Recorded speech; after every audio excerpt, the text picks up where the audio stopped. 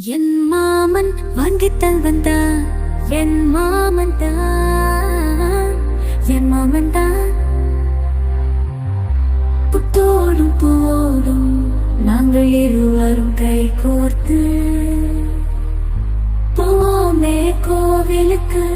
எனக்கு அமைஞ்ச மகராசன் அவன் மனசு பூ போல. நான் எப்பொழுதும் என் மாமனை கைவிட மாட்டேன். என் மாமன் மனசை நோகடிக்க மாட்டேன். என் மாமன் வாங்கி தந்த வண்ணமா